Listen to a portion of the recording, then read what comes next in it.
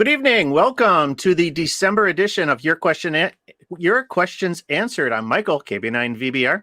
And I'm Joe, KD9CJX. Good evening and happy Hanukkah. Happy Hanukkah. Yes. Was it tonight or yesterday was the first night of Hanukkah? I think we're on night 3 now. Night 3. Oh. Mazel tov. Get a new radio? Well, I know it's spoiler. I don't get a new radio. No. That's a bummer, but yeah, it's the holiday season is here, or as I affectionately call it, the death spiral.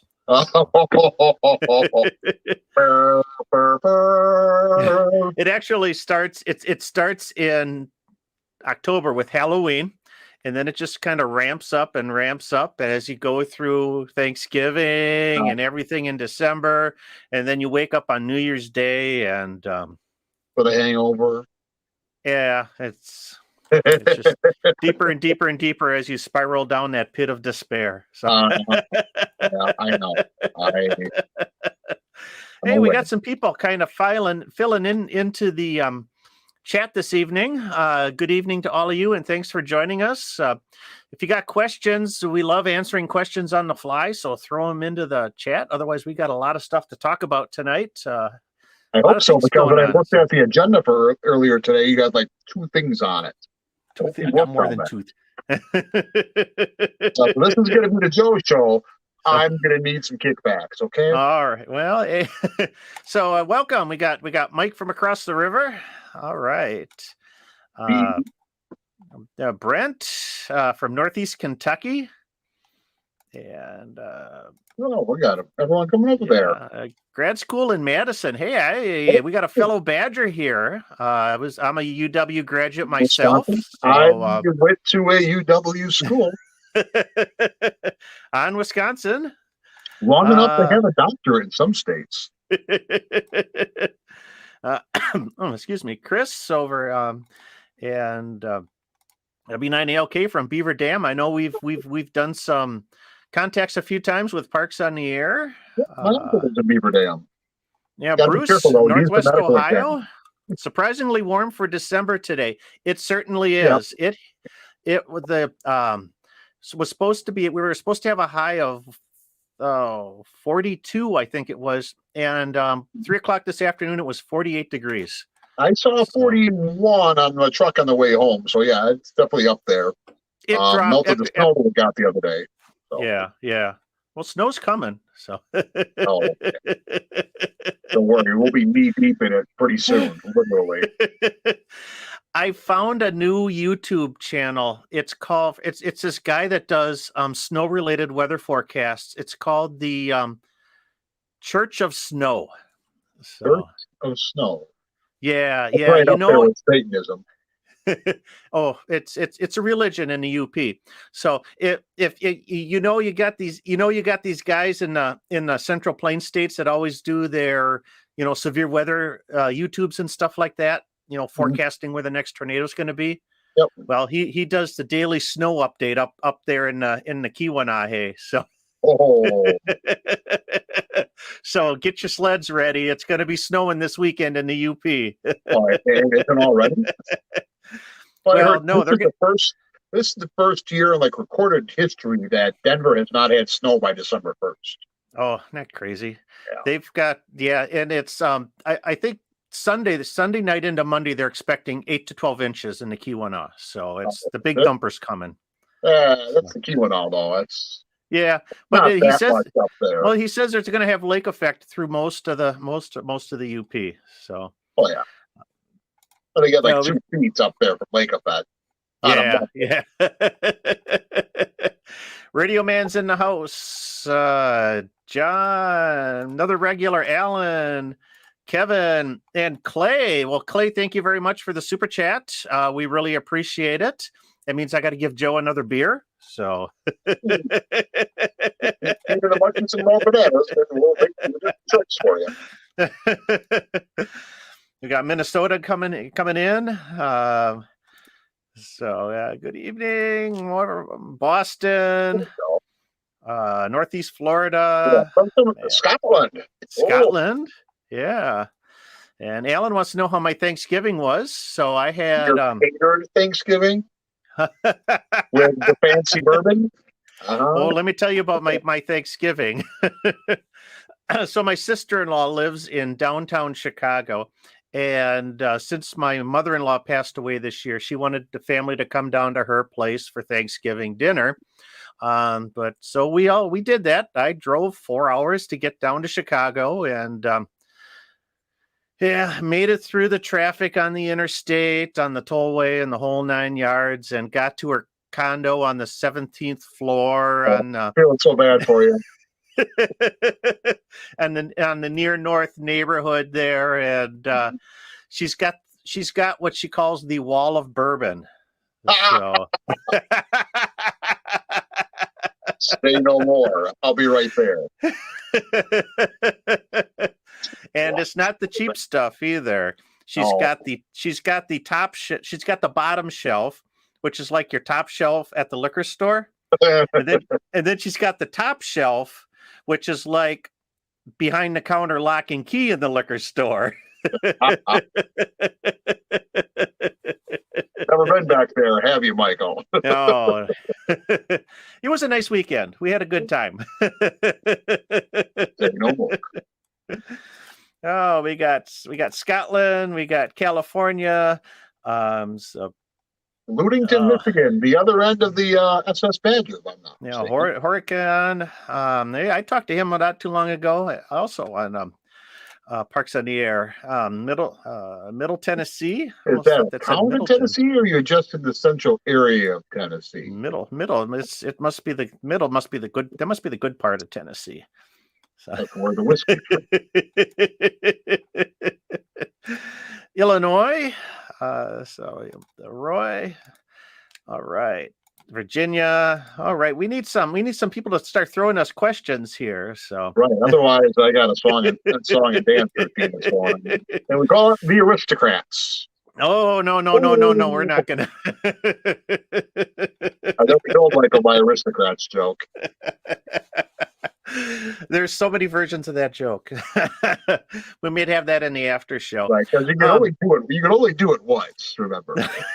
That's right.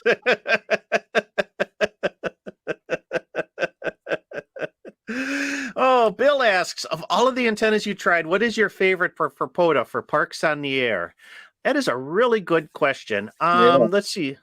I'm just going to kind of name off some of the antennas I've used in the last year. Of course, the Wolf River Coil, the my homebrew link dipole that does 20 and a talker. Yeah, 20 and 40 meters. All of that chameleon stuff, the Impasse 2, the vertical, the wire, their TDL, that Delta Loop, the tactical Delta Loop. Why can't I think of tactical?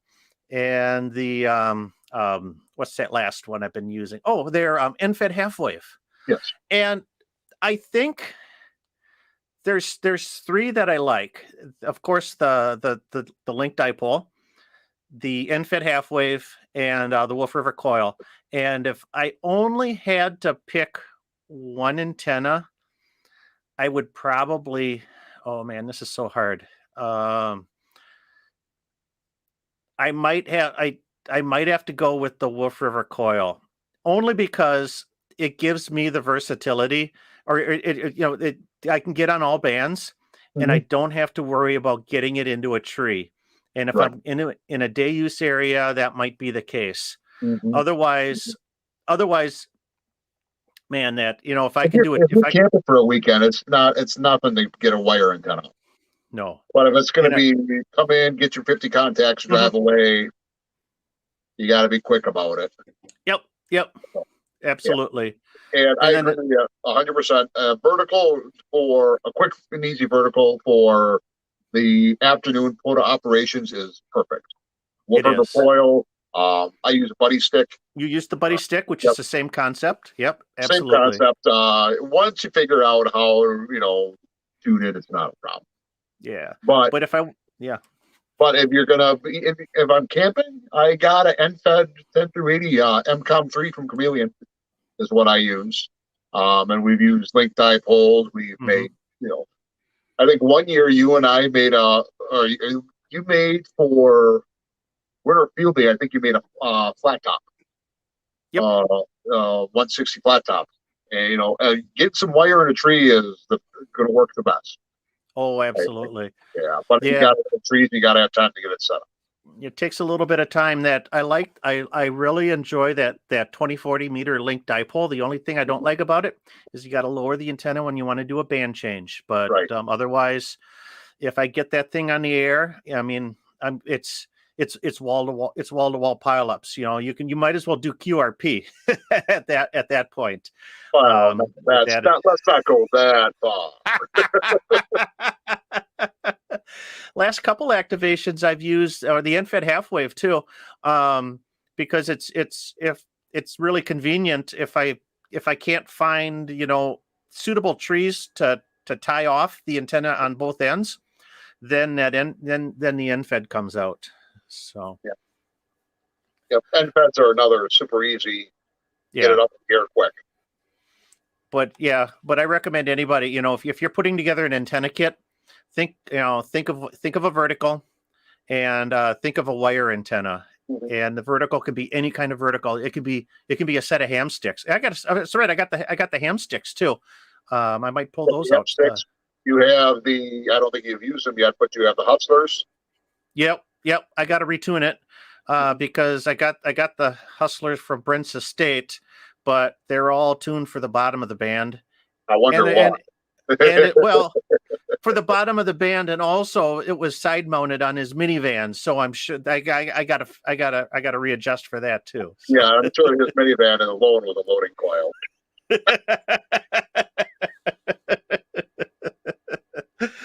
So that was a great question.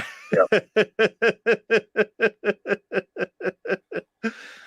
All right. Alan asks, will I be making any antennas soon?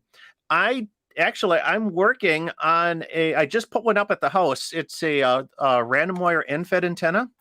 I've been playing around with. I bought a kit off of Amazon, one of those super cheap wind it yourself transformer kits, and just kind of playing with it for the last few weeks, sort of building out a little bit of content so I can get a video together. That one will probably come out maybe towards the end of the month or early January. But now, remember, kids, what I taught you this summer, a NFED half wave requires a 49 to 1. Mm-hmm. A random wire that's not cut to a half wavelength only needs a 9 to 1. Correct. So and that is correct. So. And don't call it a half wave random wire dipole because that will grind my gears. Do I have to play the clip? Oh no, play the clip. After you drink the beer. I need buttons. You need something. You know what really grinds my gears? Okay. There we go. We'll get into that. We're going to find out what grinds Joe's gears a little bit later on, so you guys are going to have to hang on for that. So. Dan says that the FT8 sent me too, so it's yep, and Liberty Cave. So I think that must have been on prior to that, prior to this show. So good deal. Let's see. Oh, my friend Scott from Toledo is in the house. Had lunch with him this week, so thanks, Scott, for dropping by. That was great. Where's my lunch, huh? You were working.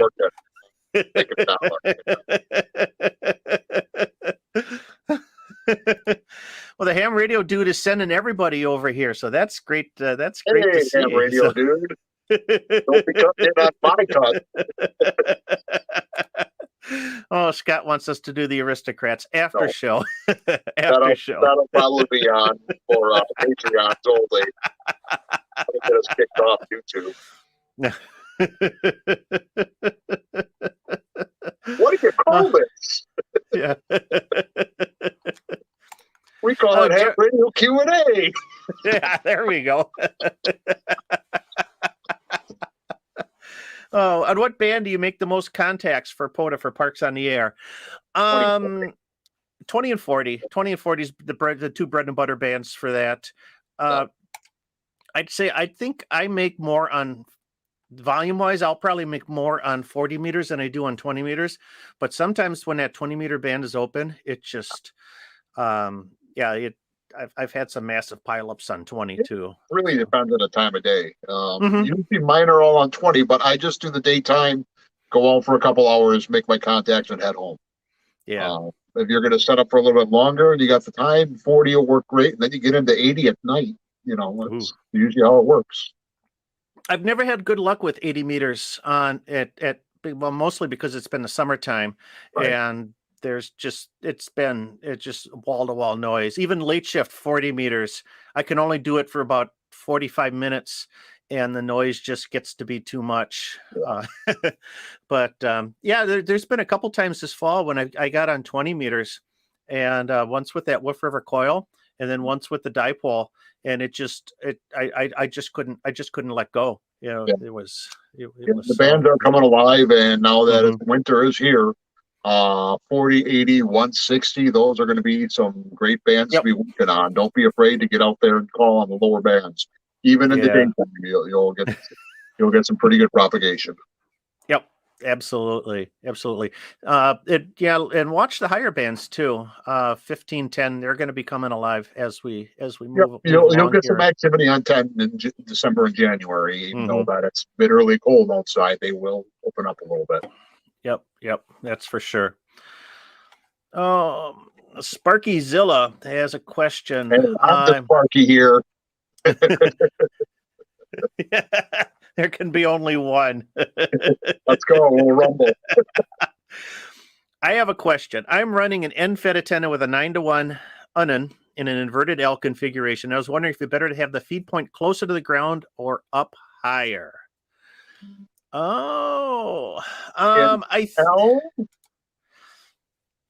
With an L, I think if you're going to run it in an L configuration, you're going to have the feed point towards the ground. Yep. And then it's gonna go up, and you can either do flat top or you can do a sloper from that point out. Right. Yeah. No. Generally speaking, the L configuration is going to have the feed point towards the ground. Yeah. But would it make a difference if it's like 1 foot from the ground or if it's like 5 or 6 feet from the ground? Do you think? That's a good question. I don't know for sure. You're going to have to play a little bit. And I guess it really depends on if you're aiming for NVIS or you're trying to get a little bit higher. An L normally, you use that in more of a smaller configuration. You're trying to cut down on the overall physical length of the antenna by getting a little bit of a vertical portion. Yeah. So that in itself is a little bit of a compromise, but in the right circumstances, an L works very well. So it's your mileage may vary sort of thing, but I would say step it up low to begin with, see how it works, and then if you have the opportunity to putz with it a little bit, maybe get the feed point off the ground. I personally think that getting a feed point off the ground for anything is probably the best. So even if you get that 3-4 feet up, see how that works compared to being down flat on the grass. My random wire that I'm running this winter, that playing around with, I got it about 3 feet off the ground right now. I just pounded a metal stake into the garden before the ground, a fence post into the garden before the ground froze, and it's zip tied about 3 feet up. Then the counterpoise, it goes along the ground. But I heard that elevating the counterpoise actually a foot or so off the ground actually can make a big difference. So. Yeah. So on the buddy stick with the counterpoise, I almost always have to have it elevated. If I have it on the ground, the SWR is too high. I keep that up and elevate it, and that thing will ring like a bell.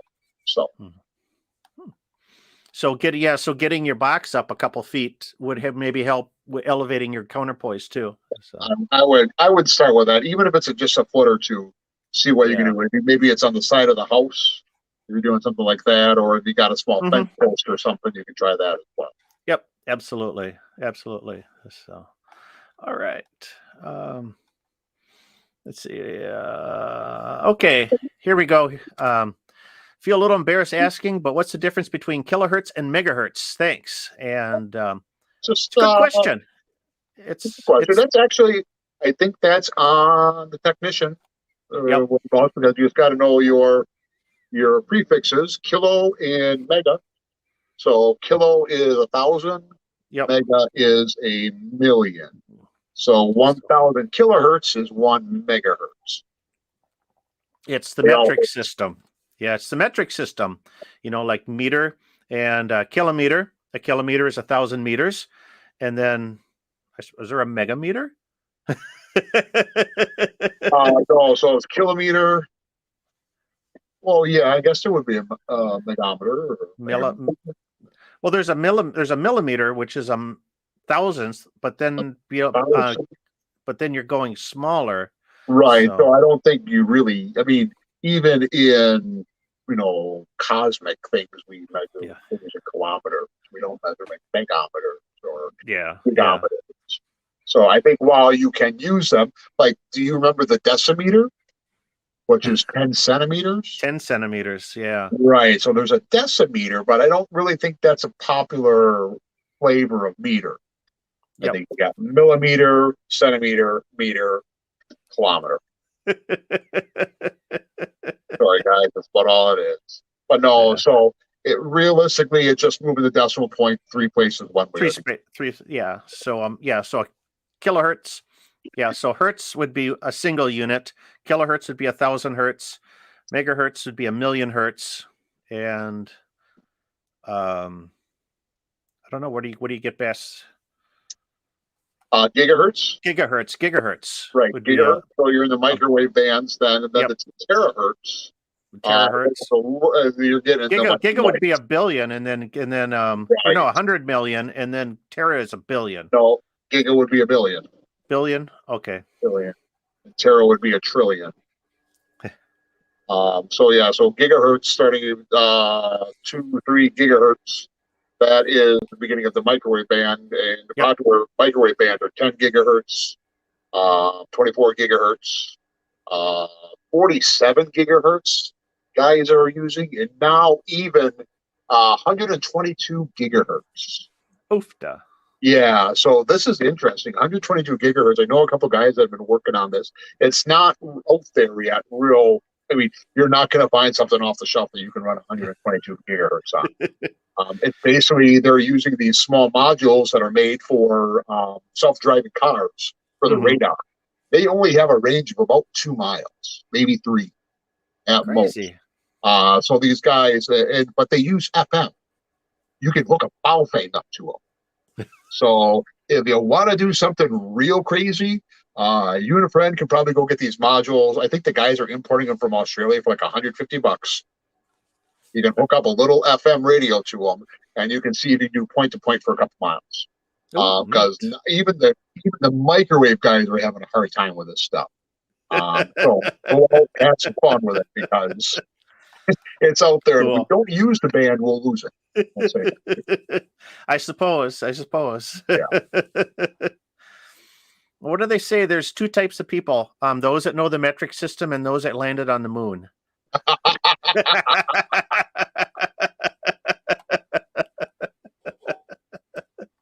So remember there you go. The Mars, one of the Mars Explorer missions, that they completely missed Mars because someone did a bad metric conversion. Yes, like they go from miles to kilometers or something, and it just goofed everything up. And now that that $1 billion probe is $1 billion down the drain. Right, because someone didn't. Here we got it. Here's a good question, Joe, and I think either of us can answer this one. So Christiana asks, have you tried the Diamond BB7V? And right, heck, our club has one. Yeah, our club's got one of those. And Diamond BB7V is a vertical antenna. It is a radioless vertical antenna. Yep. I think you can have radials for it, but you can run it without. If you look back in Michael's videos, I think usually the field day videos, we set it up. Field day videos, or I think even the balloon video, we had the BB7V set up as Yeah. a backup. Yep. We Yep. ended up having to switch to that once the balloon went. So yeah, we've used it. It's a decent antenna. If you're going to have a vertical antenna, especially like a rooftop mount, that's not a bad choice. Most of the use that we've had has been, kind of lower in the sun cycle, but we still eked out contacts with it. So I don't think it's a bad antenna at all. You'll find SWR is pretty good across the bands. Not perfect by any means, and that is going into a Ballon. So you have some losses there, but yeah, I think it's a perfectly fine antenna. What is it? It's about 25, 30 feet tall, and then I think it's got a big coil on the bottom. Yeah, so the coil wasn't real big. I mean, it's about the same size of a can of soda or maybe a can of beans. And now a couple of things. So it's an aluminum whip in sections. So if you're buying a used one, you want to make sure that all those are locking correctly. Otherwise, what you got to do is go get some hose clamps. Hose clamps are great for those antenna sections that don't want to stay open. Then usually you got to grease them. Otherwise, the aluminum will just bind right up too. It'll seize up. So that you got to put a little grease on those. Yeah. But they're a pretty good antenna otherwise, especially if you're just going to make a permanent installation with it. I don't see a problem with it. We use one for the club for field days, and setting it up for a field day on a tripod, and we're literally just setting it up on an old TV antenna tripod with a couple of guy lines. It takes a little time. I don't necessarily think I'd be great for like parks in the air. But for a permanent antenna, I think it'd be a good antenna. It takes about a half hour, 45 minutes to set up because with a couple guys. Yeah, with a couple. Yeah, you cannot. I actually set it up you assemble it on the ground and then try to tilt it up to and I did that myself, and it's a struggle because when you get that thing up, it wants to keep on going. So a second person helps a lot. Windy, it's gonna pick some wind up too. So just it's got to be guide, but yeah, it's a decent antenna. I've had good results with it. So and I think you probably won't need to have. You can use an internal tuner with it. You shouldn't need an external with that either. So yeah, I would say a good home antenna. Sure, go for it. Yeah. All right. Brett says, you made your own feed point for the link dipole, but if you use a Ballon for it, would you use a 1-to-1, not a 4-to-1? Correct. Yes. If it's a dipole where both ends are of an equal length, you'll want a 1-to-1 Ballon would be ideal. Yeah, so. You can use a 4-to-1 on a dipole. But you got it. That would be an off, but then you would be off center feeding your dipole. Not necessarily. So I have a dipole here for 40, but with a 4-to-1, you can use it on 20. So that's something to consider as well. It's not the greatest, but it does work. But generally, if you use a Ballon on it with dipole, it's a 1-to-1, unless it can offset with that. Yeah. So also got to remember, as you move from center, while your length still may be resonant, the full length of the antenna is going to be a resonance on whatever frequency, but your feed point impedance will change. Same thing with the J-pole, is that if you move that feed point down there even a little bit, you're still resonant at 146 megahertz or somewhere around there, but your feed point impedance changes to you may go up 200-300 ohms or may come down. Same thing with an off-center fed dipole. Is usually at that 3366. 33, it's a 66. Usually you're at resonance at around 200 ohms. Yep, correct. On the lowest band. So yeah. So all right. Yeah, we got K6 ARK in there all the way from California. A big fan of the end-fed half-wave for portables.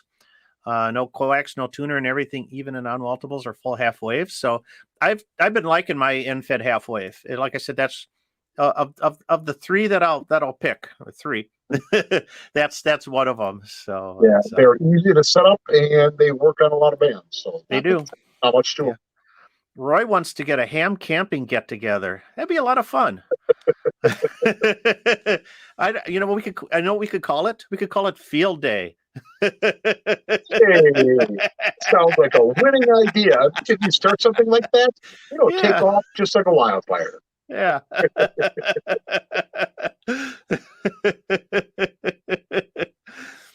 Let's see. I've got to get back. We got a lot of stuff. Yep, Christiana. Yep, we have tried the Diamond BV7V, so we already answered that question. I gotta scroll here. I got a lot of questions. Somebody asks, have you wired up a transformer so that it's switchable between 9-to-1 and 49-to-1? Is this? No.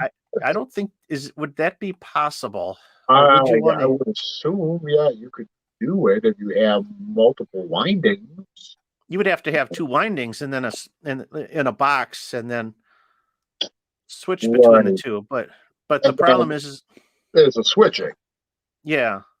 Is that switching, you're gonna have arcs or anything like that when you're driving it. And then with 9-to-1 and the 49-to-1 are, as we stated earlier, for different cuts of a wire. Mm-hmm. So I don't know if I would recommend it. I mean, you can certainly try and see how it works. But that's what that's what I was going to say, because if it's a if you're using true end-fed half wave, that means the wire is resonant on your lowest frequency, mm-hmm. and then it's going to be resonant on those odd or on those harmonics. Right. A random wire antenna is resonant on none of the frequencies, none of the bands. So that would a switchable transformer actually wouldn't make sense, because you'd have to switch wires too, because you couldn't use a wire that's resonant on one of the bands. Right. So, right. Yeah. So yeah, I would say it'd probably be easier for you to have 2 separate balance, mm-hmm. And have separate wire cut for both of them. Yeah. And again, yeah. Well, and here, what we're talking here is, so the end-fed halfway for 40 meters is like 67 feet, and random wire length good for 80 meters is like 75. So we're talking like 6-7 feet difference. It's probably not, for portable operations that, I mean, it's 6-7 feet, but it's not mm-hmm. like it's going to really change and make a big difference in terms of, your setup or performance or anything like that. Yeah. So we'll just stick with one or the other. All right. So, okay, I got another question queued up here, but we're at the bottom of the hour here, so I just want to kind of acknowledge all of our patrons over on the Patreon page. So they cover my beer fees. They cover, which, by the way, I haven't got my check, Michael. Well, now that we've got some new patrons here, we will have to cut you a new check. But I want to thank all of our patrons. These are the people that help support the channel. Our associate producers, which is the top level that I acknowledge them every month. Of course, Dave, Paul, David, Brian, Tyler, Rand, Jack, and our newest associate producer, Holger Erlins Peterson. So thank you, everybody, for your support there. I'm going to have to make a new card just for our associate producers. And then we got 3 new supporters, Rich, Corona, Joseph Anthony, and Greg Smith. So thank you so much for your support. It's people like this that help keep the mission alive, to inspire and educate the amateur radio community. And you can also support the channel. That's over at patreon.com/KB9VBR antennas. And we'll run that for a little bit. So, and in fact, if you are a patron, you can go over there to the Patreon page, and on my latest video, the one with the that I'm at Mirror Lake State Park, I got some exclusive content that happened while I was on the air, and that's available to our patrons. So patreon.com/KB9VBR antennas.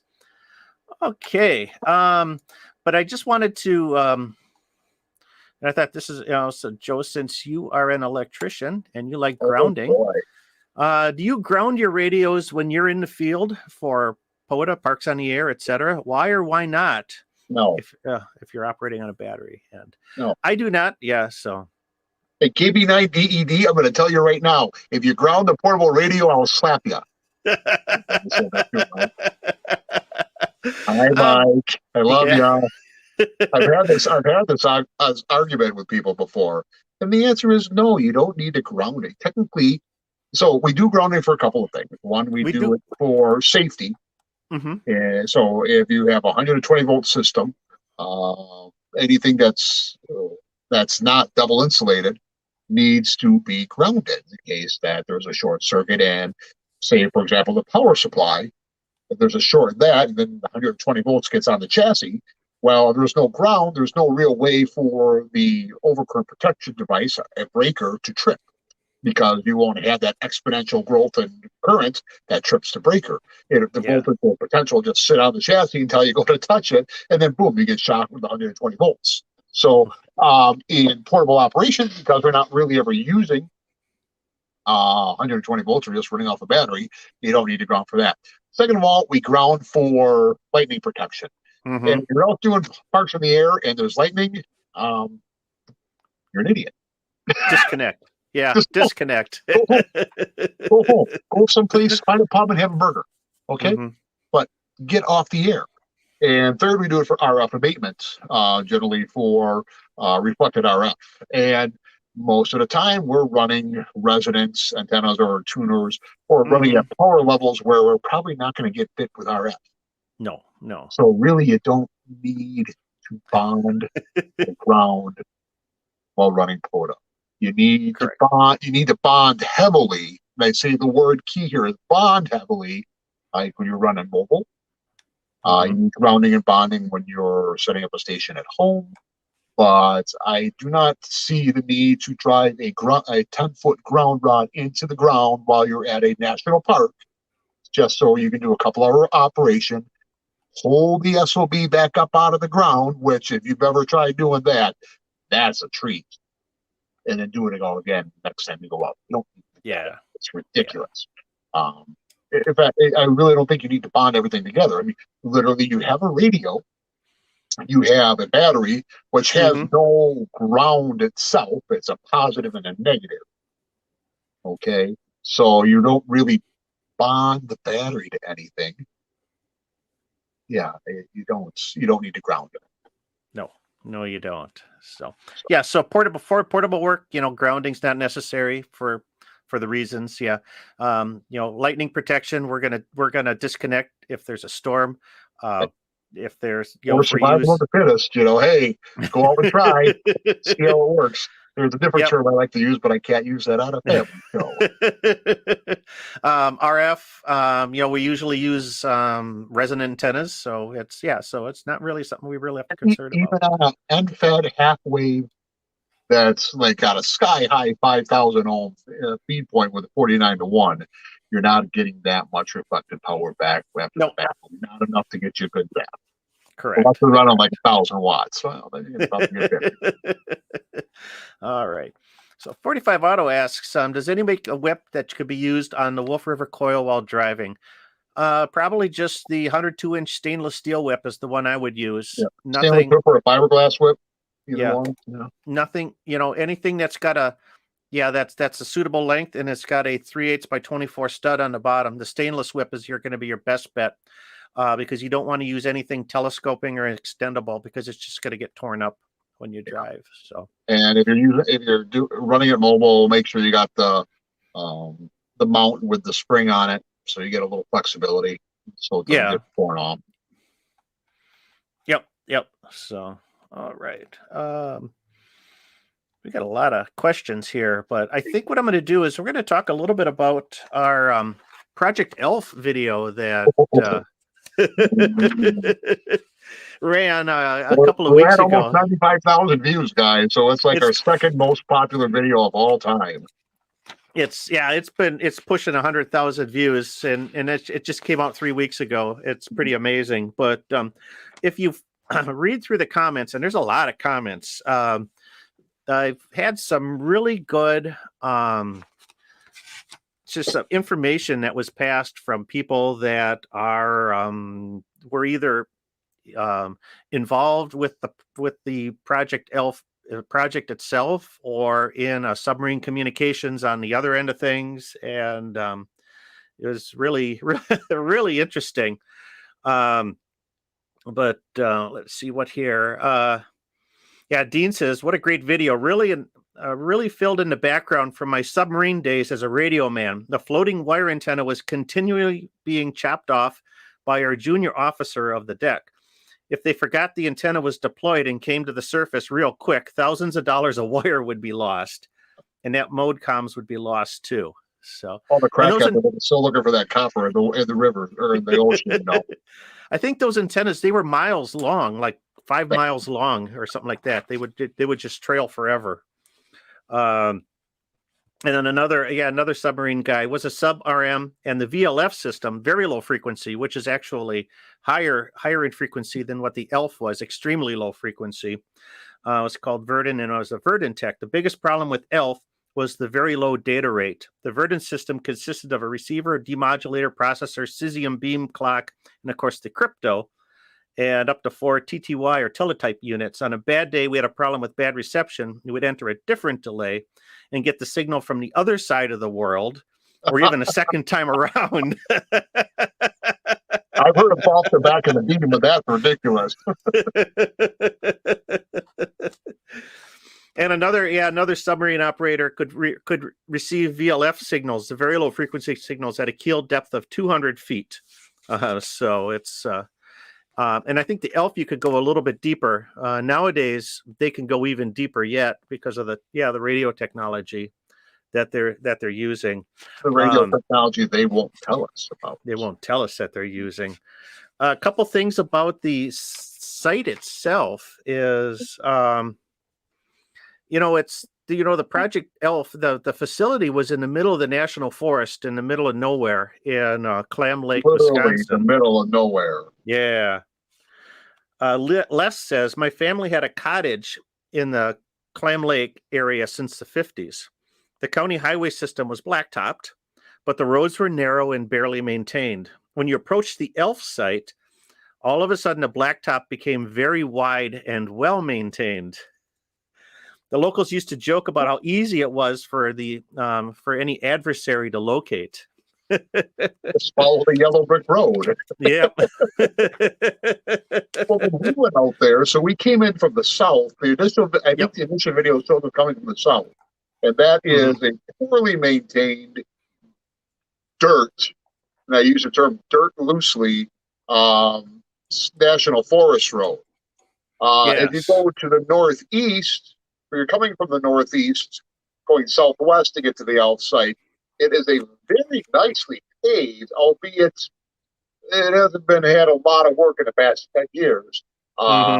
National Forest Road. It's the only paved National Forest Road that there's out there. So it's the only one I've ever seen, that's for sure.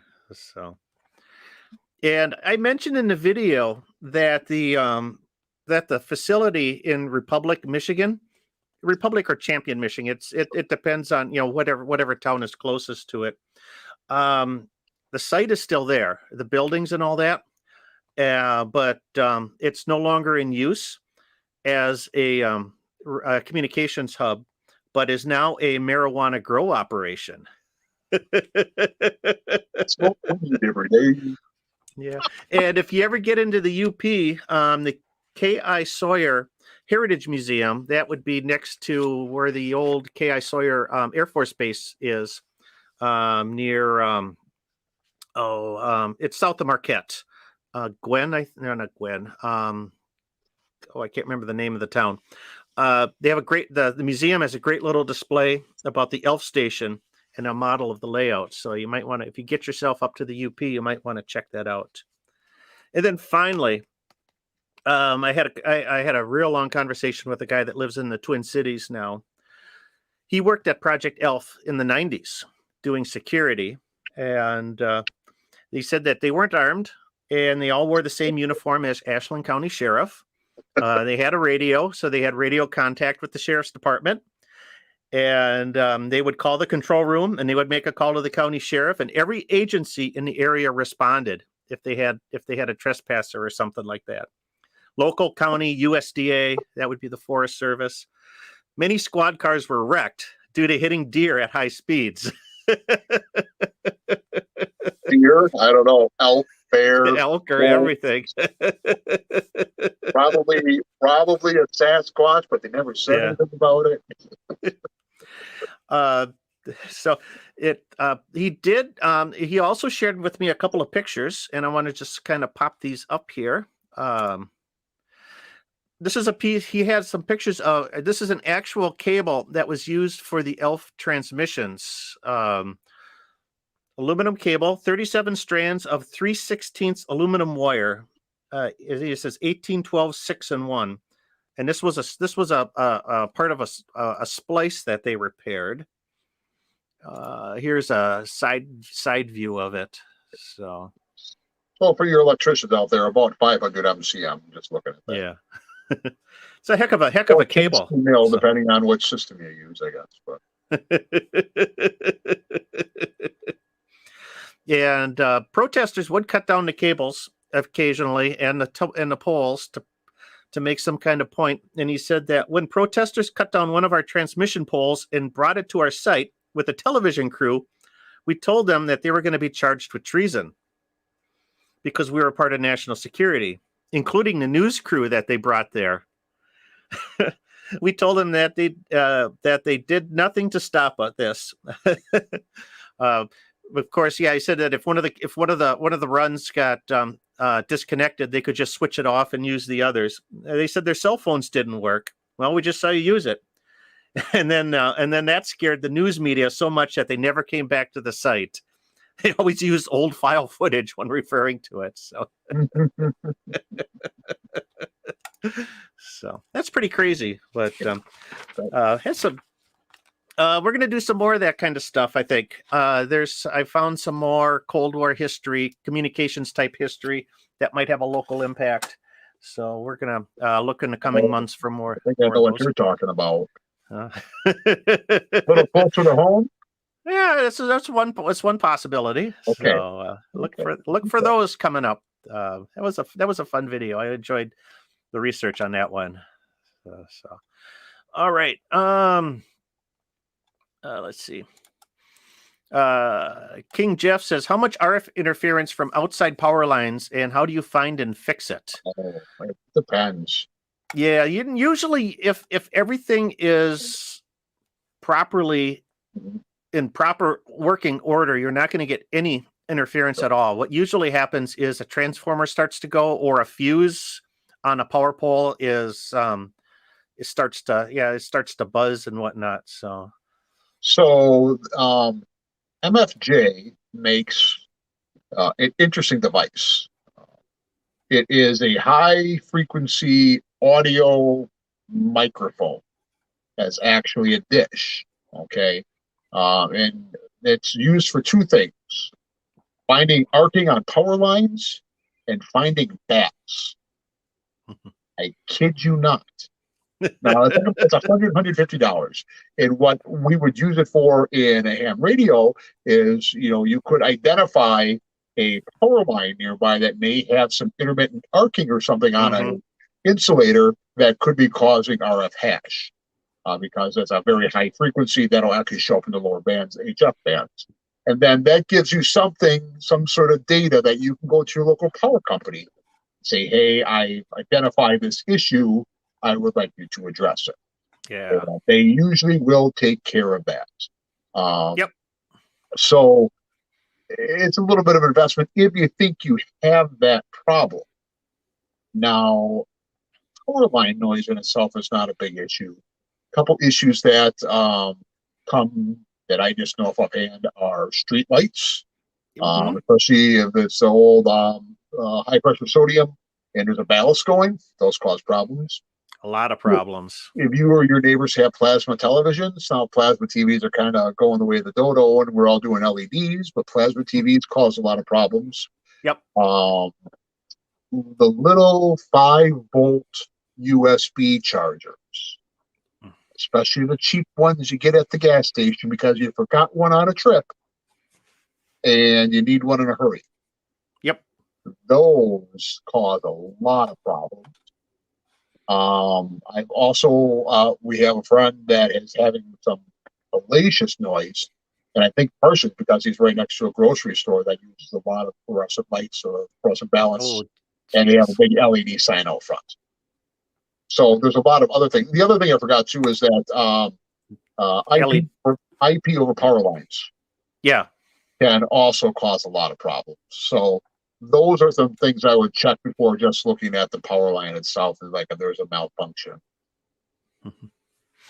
So yeah, and always, and anytime you're looking for power line or looking for any kind of RF interference, noise, or anything like that, the first thing to do is to look inside your home. And if you can put your equipment on battery, turn off the power mains, and see if the noise disappears. If it does, then your job just got a whole lot easier. If it didn't, if you still get the noise with all of the power off, then you got to start looking outside. It could be your neighbors. It could be the power company. It could be grow lights. It could be Christmas lights. I get those over here a lot. It's anything, all of these little power supplies, they use these days. These tiny switching transformers all can make noise. Battery chargers. Good example. Just a 2-meter FM radio in my car or my truck. And I was going somewhere and I forgot a charger and I needed one quick. So I stopped and got one. The noise it caused on a 2-meter radio was insane. I mean, I could charge my phone, but I couldn't use the radio. So, Yep. So it's crazy. Another good example is how they used to find grow operations before marijuana became legal in half the states in the U.S. Just ask the hams because they know where all the RF interference. They all know. Yeah, they were using those sodium vapor lights, so and mercury vapor lights, and yeah. Oh, Roy sent us a super sticker, so thanks a lot, Roy. Really appreciate it. Let's see here. $3, 2 beers. Alan says solar panels, MPPT charge controllers can cause noise. DC converters can cause noise. Anything pulse width modulated can cause noise. Yeah. Well, pulse width not so much, but it depends on the size, I suppose. So. So let's see. Well, USB. USB grow lights. AI 5DD's like, oh yeah, the grow lights are real bad. Yeah. What are you doing over there, AI 5DD? Neighbors growing a little sharecropping. You know what I'm talking about? There you go. Share the love. Right. Mike says, how much of an issue is common mode current with J-pole and Slim Jim antennas, and how can it be fixed? I just made some with twin lead and ladder line. I want to use my HTs in a mobile rig. That is my base. It can be a problem. I think it's, because J-pole style antennas are at DC ground at their feed point, they will exhibit common mode current. You're going to see it more as your power level increases. So, if you're using higher power versus low power, you'll probably see more common mode currents than others. And it could be, also if there's something environmental, that the antenna might be coupling with, it might cause more of an issue. 2 easy ways to eliminate common mode currents. Number 1 is a choke balun. 5 turns of coax in loops about 4 inches in diameter will effectively eliminate common mode current. If you're using thick coax, or you don't want to use, or if you don't want to make the choke balun, about 3 snap-on ferrite beads will do the exact same thing.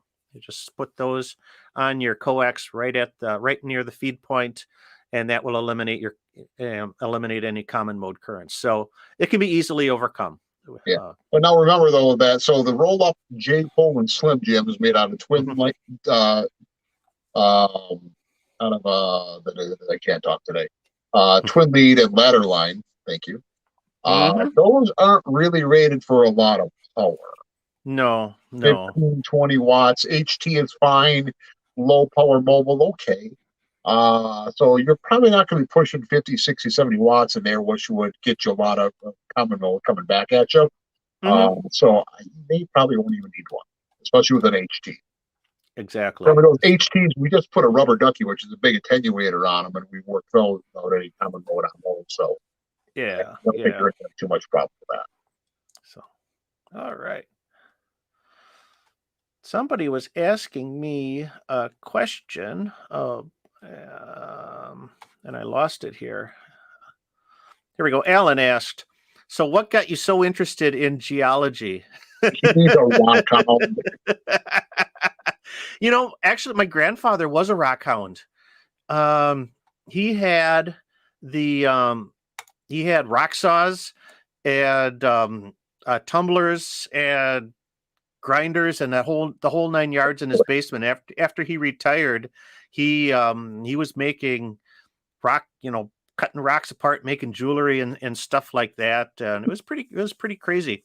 But that's not what got me into geology. I think what happened was I do a lot of road cycling, road biking, and you ride over a lot of strange stuff, hills and valleys and different terrain.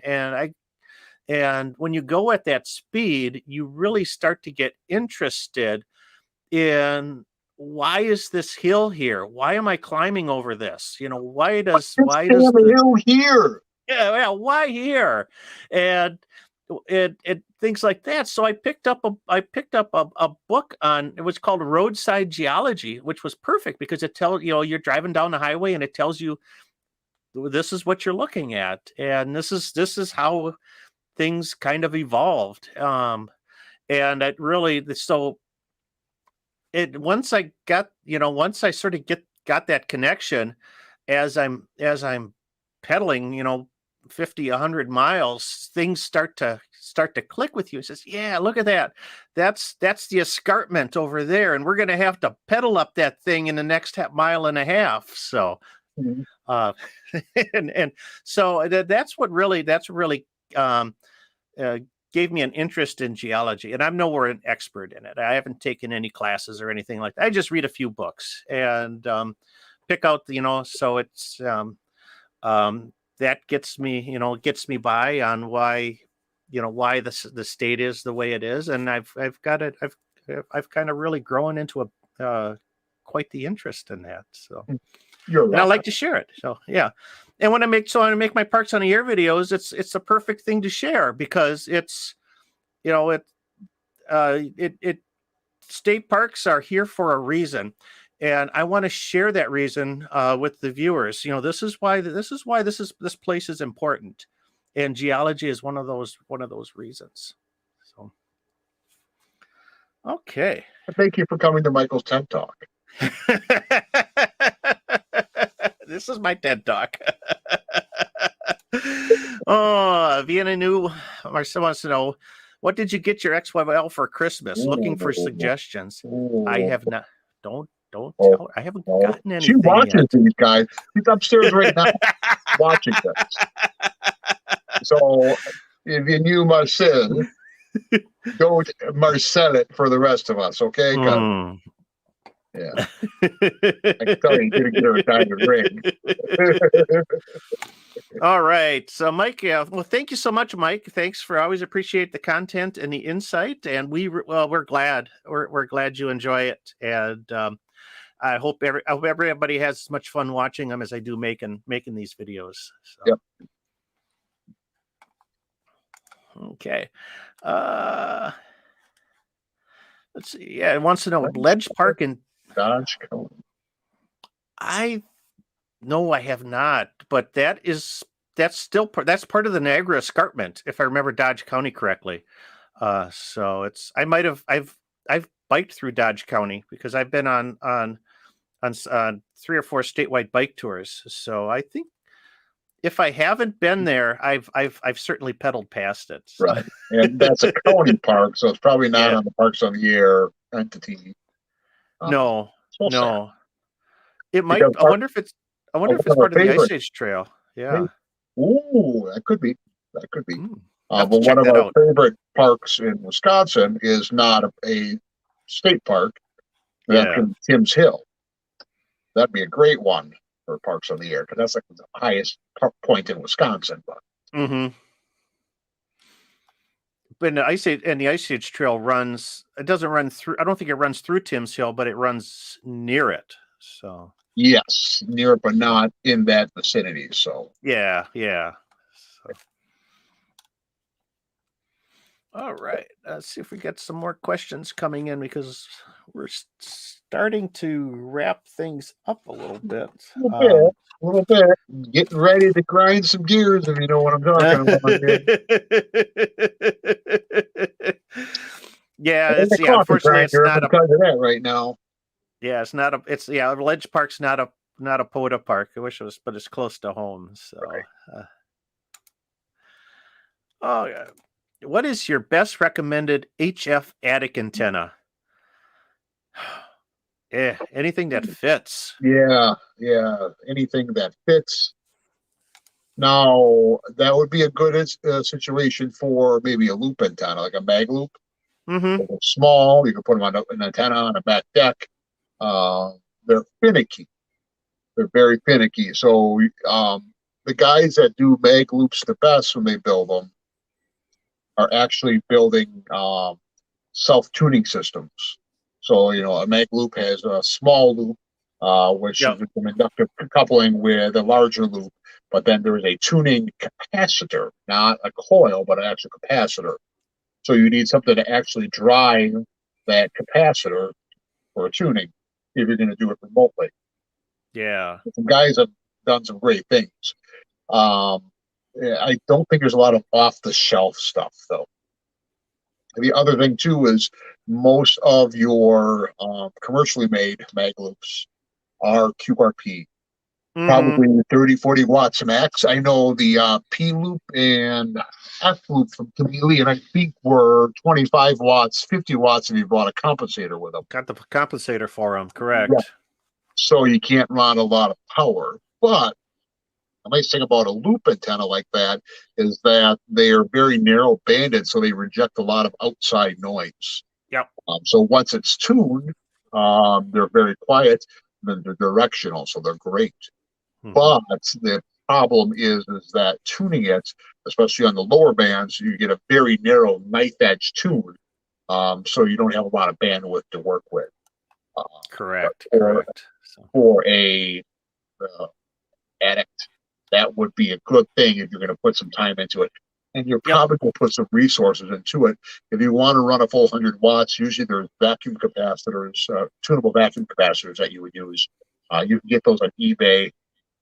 They're in a couple $100 range, and you still got to build the antenna, but a tuning mechanism of sorts. So that's what I would say for VHF, UHF. Yeah, you can put an antenna in the attic, and that'll be fine. For HF, it's a little bit different. Some people have used short and fan dipoles, trap dipoles, things of that nature. They're a big compromise. You'd be better loading up a gutter outside than trying to do that in HF. That's what I was thinking. Yeah, and in fact, we've got W4MKH says my house is all steel frame, so attic antennas won't work for me. I live in a Faraday cage. Random wire in the rain gutter, I've heard, is a popular choice. Loops, if you can make a loop work, I guess would work. Mike here says the old Slinky antenna in the attic. Slinky, yeah. No, Slinky is interesting because because it's a coil, it's really just a big inductor. So you can achieve resonance, but it's not a very good radiator. But a Slinky antenna can always work. I mean, people have used them for years. So. Yep, absolutely. So attics are tough for HF antennas. It's your big determination is really just how much space you've got to work with. Right. So But people, especially for low power, people work FT8 and all the JTX modes Mm-hmm. with attic antennas sometimes because they can run low power and they can run a compromised antenna with that. So. Yeah. So, yeah, Sue Rodmer put up an end fed 60 feet long from one end of the attic to the other. So, yeah, if you've got 60 feet to work with. So, unfortunately, my city lot is 60 feet wide. So, so the house is actually outside. Not talking about what's inside there. let it drape outside the window, I guess. But I have a lot the same size, 60-foot wide, but I have one of the few lots that's on a little creek in the backyard. So we go all the way back to the creek. There's no alley or anything back there. So I have a very narrow lot, but it's very deep, and that's where I get away with having like 130 feet of wire. Yeah, we got another. Yeah, Ray says, I can test the 91 attached to the rain gutters. Just completed my DXCC using the gutters and 100 watts. Took 18 months. Well, that's not bad, though. DXCC in 18 months on a good antenna is not easy by any means. So So that's a lot of work. Kudos to you for yeah. that. Yeah. So if you can, if you don't have rain gutters, maybe, those clips, now's the time of year to buy them, for Christmas lights. Christmas lights or for ice for heat trace up on the roof. Yep. Just clip that wire around, down and around the edge of the house there, the fascia there.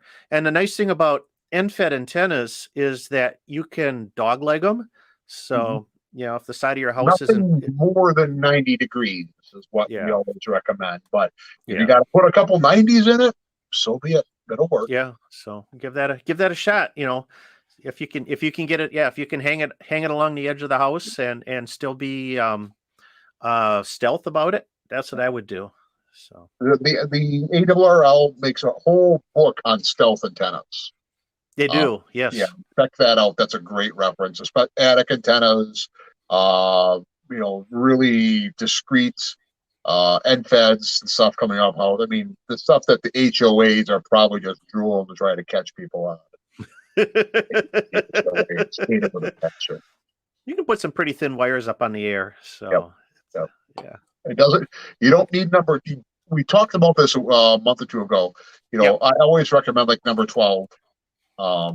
Technically by code, National Electric Code, any antenna coming off your house has to be number 12. Actually, I think number 14 is as small as you can go. But if you had a temporary and permanently temporary or temporary permanent antenna, as I like to call them sometimes, my wife, running like a black number 18, 100 feet, no one's ever going to see that, right? Correct. So, let's see. Video says, back to him. The 3-element direct fed Yagi cut for the MERS MURS band. Some friends copy me at 30 kilometers away. Simplex, no repeater, but I cannot hear them. What could be the cause? And even though he's on the MURS band, this is a common thing on just about simplex with any band, is that sometimes you can hear the other party and they can't hear you. It might be if your radio is has a little bit more power than theirs does, or that maybe theirs has a little bit more sensitive receiver than yours. You would think in most cases that if you can hear them, you can work them, but sometimes it's the two-way may not be able to work because just that all of the variables are different between one end and the other. So I mean, with a little Yagi like that, you're focusing a lot of energy in a very narrow bandwidth. Yeah. Whereas your friend, I don't know what they're running, but I'm assuming they're running some sort of vertical, like a Slim Jim or something like that. And first of all, you're different in polarization right off the bat. Second of all, are they running something with a little bit of gain that's pointed right back at you? Or they may not be pointing, even in the 450, 460 megahertz range, those signals will bounce off physical objects, hills, trees, buildings, things of that nature.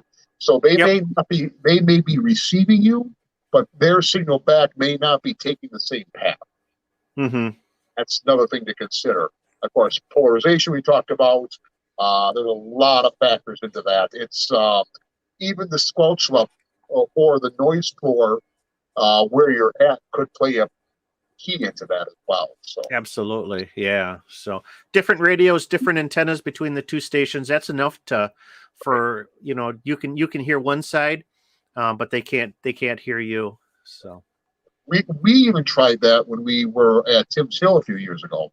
yes, We had two small FRS handheld radios. Yep. Yeah. Little 2-watt FRS radios at 40 miles, and it was about 40 miles. We could, and we're talking, there is nothing other than air and clouds in between us. Yep. Not a single physical thing except maybe a bird for a split second. Even with those radios with such a clear path, we could only crack the squelch a couple of times. We couldn't get a full QSO in. Yeah. So 30 kilometers with two MERS radios, that's pretty good. You're pushing the farthest ends of those radios for sure. Yep. Yeah, because typically that's only just a couple watt radios. So right. I bet you if you had Yagis on both ends, you'd probably make solid contact. Though. Right. Yeah. If you worked on getting the right aim on those, getting those perfectly aimed, with limited things in between. I put a video up on that because if you can really make 30 miles on two MERS radios, that's still pretty good. Or 30, even 30 kilometers. Kilometers, all right. gigameters, megameters, whatever. Whatever. 220, 221, whatever it takes, right, guys? All right. I think it's about that time, isn't it? Yep. I'm pretty ground up right now. Let's do it. Ground up. All right. So we're going to find out. You know what really grinds my gears? So we all are dealing with it now. Everyone plus inflation. Oh, yeah. Tell me about it. I'm not talking about Pamela Anderson, guys. We're talking about prices. They're just going through the roof. But something that's been inflated for a long time and that drives me bonkers are used radio prices. Oh, they're insane. They are. Especially if you watch some of these Facebook groups. I know what I got. Don't lowball me, bro. Yeah. You know what you got? You got a 35-year-old Yaesu that historically has been known for problems. Anyway, I'm the one I'm thinking about, ICOMs, those 735s, the ones that were once the battery wears out on them, the chip loses its entire operating system. Yep. And you're going to want that? You want $500 for that? No. You got a 30-year-old handheld with two spare batteries and a charger? It's only VHF. And it holds 10 memories. You want $200 for that?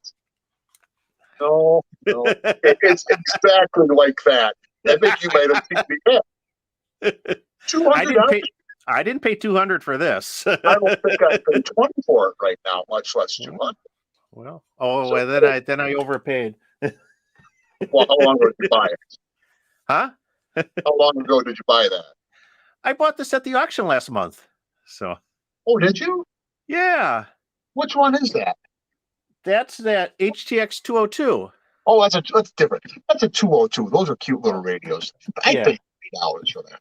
I'm not going to give you $30, but anyways.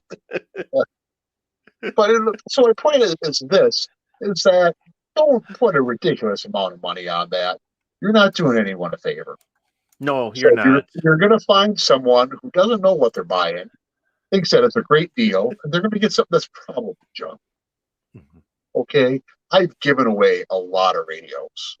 I've sold a lot of radios to people that I know are going to use them, and I give them at a reasonable rate. Mm-hmm. And I usually send them home with a lot of freebies, usually a box of freebies. Here's the radio. Oh, you need a power supply to go with that. Here's an antenna. Here's some coax. What else do you need? Well, because the fact of the matter is that, we're a ham radio community. We're here to help each other. I'm not here to make a buck. I No. trust me, I haven't made anybody at ham radio. The guy over there, made a few dollars on ham radio. Let's just It be took honest. me. But he's selling a product, and that's his thing. But I It just took. don't Yeah. do that. So if I'd say, hey, I got a radio, I'll sell it to you. How about you give me $50 for it? Or I sold my 991A recently. Okay. And I looked around because I only bought it a year and a half ago. So it's, relatively new. And I've also probably put like 4 hours, literally Yeah. like 4 hours on it. I really had never used it. Why I bought it, I kind of begin to wonder. So the going rate is like $950, which, okay, yeah, I can see that. They're a $1,300 radio to begin with. Mm-hmm. But one of our club members said he wanted to buy it. And I was a little shocked. Because I know this is the guy that, doesn't ever spend a penny. He wants to buy my radio. No. Yeah. Yeah. And I said, well, if it's going to you, I'm going to give you a hell of a deal. I would have probably given that deal just about anyone off the street. Because I want to see the radio used. Mm-hmm. And I want, I'd be happier to see you have a good time with it more than the extra money I make. So my loss, your gain, whatever. There you go. You see these ads on Facebook and Craigslist and QRZ, and it's just like, give me a break. Really? You're not doing anyone a favor. You may get it. You likely will get it. But at what cost? Really? Mm-hmm. That's it. That's just the bottom line. It's that this is not, for the most part, over here. This is not a money-making situation. Now, yeah. I'd rather see. And you know what? Here's the deal. Everyone who knows Michael in Central Wisconsin knows that if you have a question about a J pole or you want to help building one, he'll help you. That's the thing too. Is that he'll tell you, he'll give you dimensions. There's no secret. If you're having problems or you need something, give Michael a call. He'll tell you how to do it. It's not. Well, of course, it's not rocket science. But it's all out there. Talk to the Coil guys. They'll tell you how to make antennas. They'll tell you what they've done wrong and what not to do. It's the same thing with just about anyone else. We're here to help people. I'd rather see someone, learn something and grow from it rather than to make a book. Yeah. So Absolutely. don't charge outrageous prices for your radios. Realistic prices are fine. But don't try selling an 890 FT 891 for $600 when they go new for $640. It's stupid. It's not okay. Vehicles are a little different. My wife bought a car just before lockdown, before COVID started, like the weekend before. And I paid like $23,000. I went to the dealership 2 weeks ago or a month ago, bought a new car, and we told them about that. They said, "Well, we'll probably give you $30,000 for it right now." Oh yeah. That's ridiculous. But they're trying to make a buck. That's different. But remember, this is the community. We take care of ourselves. We police ourselves. We, promote excellence on the air. Don't kill it for everyone. Yeah. And I know that a lot of ham radio equipment holds its value very well, but you got to look at what the cost of something is new and price. You're selling something. You're selling used equipment, and I don't care if you put 1 hour in it or 1,000 hours. Right. It's still, you open up that box, it's used. Even if it comes to your house, it's used. That's just the bottom line. I don't know. I can't verify they used it for 1 hour. And you know what? Radios die in 1 hour too. That's So the matter is just be reasonable and work with people, and don't say, "I know what I got, bro." That grinds my gear real bad. Yeah. Hamfest, a lot of times I'll look I'll pull up my phone and check an item on eBay and see how it's selling. And you can eBay prices are insane. They're insane, but one thing you can go look at eBay right now for 2-meter all mode transceivers. I was looking for one. Anything, they're all 30 years old. They want $300-400 for them. That's nuts. Yeah, sure. It's crazy. It really is. People need to figure that out. Mm-hmm. So, all right. Let's see. Alan wants to know what's the reasonable price for a used 7300.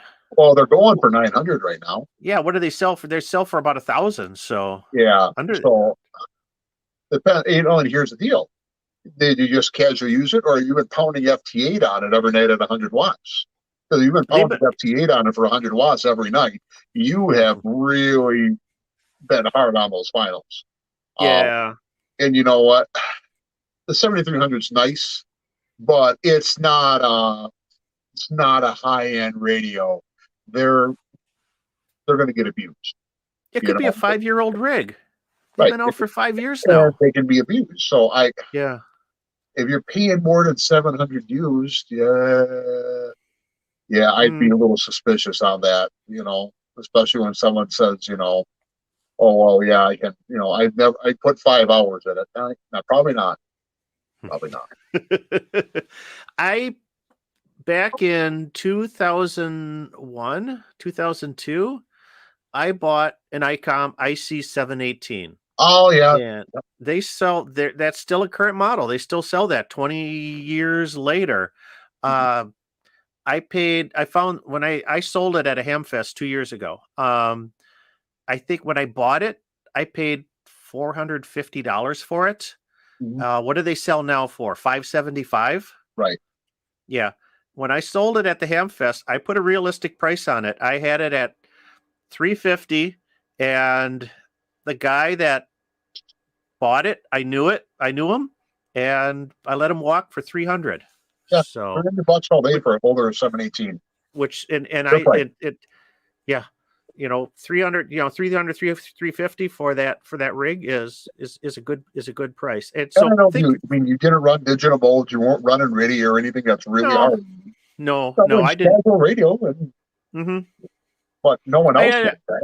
I had it out field day a few times. It had. I had it for 15 years, so it had a little bit of wear and tear on it. But it was not a smoker, so you didn't have any tar or anything in it. But still, you won't know that.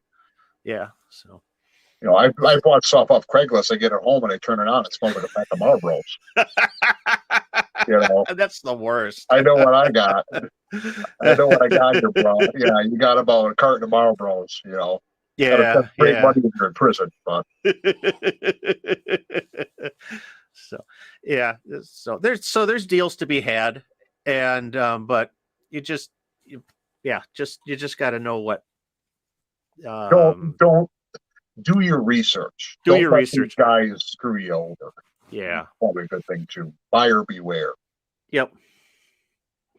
Yeah. Absolutely. So, all right. I think we're pretty much done with that horse. We beat it pretty good tonight, boys. We beat it pretty good. We'll kind of close up here with some things we've got coming up. It's the end of the year, so upcoming videos. I'll have my my best of lists towards the end of the year. The best videos of I'll be on all that because of 2021. My favorite parks on the air activations. I like to, as we get closer to Christmas, I like to start phoning it in a little bit. So he's been voted it in for 6 months. The parks of the airs, guys.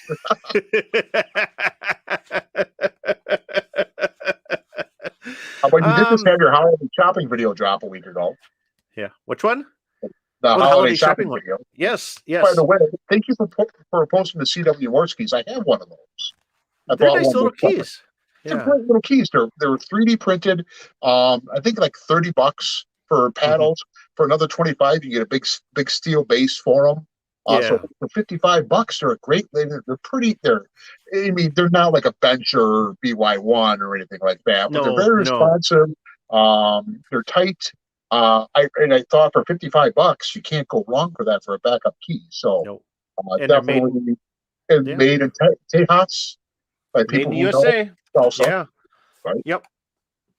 So check them out definitely. That was the one I was really surprised to see on there. So. Oh, it's like I said, everything was made in USA. So, So we're gonna do that. Hopefully, I'm hoping to get enough videos sort of stacked up as we want to do a little bit of redecorating in the shack yet this month. So Yeah, we'll I see. haven't got any electrician calls for that, thank God. No, I'm just gonna do some. I was just gonna get rid of this ugly wallpaper. Uh, it, Oh, it, I don't do wallpaper. But when I need that 220 circuit, I know who to call. Yeah.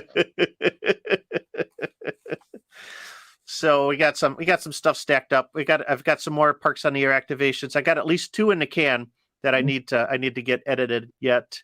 Yep, and I still got one I got to deliver to you at some point in time here. And you want to deliver, and we did a fox hunt last month too. That's sitting there. Oh, so they do a fox hunt last month. That's right. Yeah, so we got a lot of good stuff. I got smoke good on that one, guys. Yeah, and the review for this should be coming out next week.